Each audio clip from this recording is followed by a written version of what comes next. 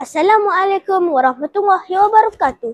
Nama saya Muhammad Atif Fajidi bin Muhammad Suari.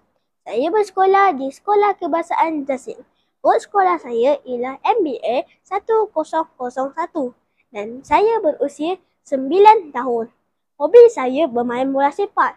Hari ini saya akan menceritakan tentang buku yang sangat menarik, iaitu Kisah Nabi Lut alaihissalam menerima tetamu-tetamu. Buku ini mengandungi 16 muka surat.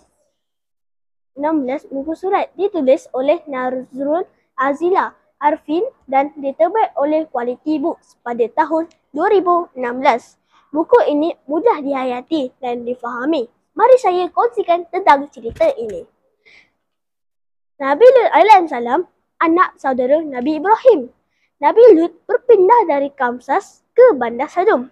Penduduk Bandar Sadum mempunyai akhlak yang sangat buruk.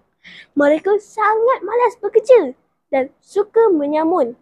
Sekiranya melawan, mereka akan membunuhnya. Penduduk Bandar Sadum suka berkahwin dengan kaum sejenis.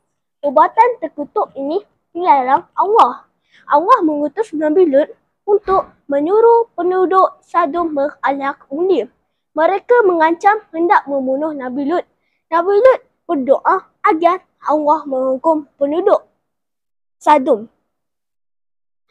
Pada suatu hari, malaikat Jibril, Mikail dan Israfil menyamar sebagai pemuda yang tampan. Nabi Lut merahsiakan kedatangannya. Mereka, nama penduduk Sadum mengetahui juga. Mereka meminta Nabi Lut menyerahkan pemuda-pemuda tersebut, tetapi Nabi enggan. Dengan kehendak Allah, penduduk itu menjadi cacat. Malaikat memerintahkan Nabi Lut keluar dari Bandar Sadum. Allah telah membalikkan bumi Bandar Sadum hingga menjadi tasik yang besar. Bandar Sadum telah ditelan bumi. Itulah balasan kepada mereka yang ingkar. Pengajaran cerita ini ialah kita perlu menghargai perjuangan para Nabi yang menghadapi pelbagai halangan ketika menyampaikan dakwah kepada orang ramai. Itu saja. Assalamualaikum warahmatullahi wabarakatuh.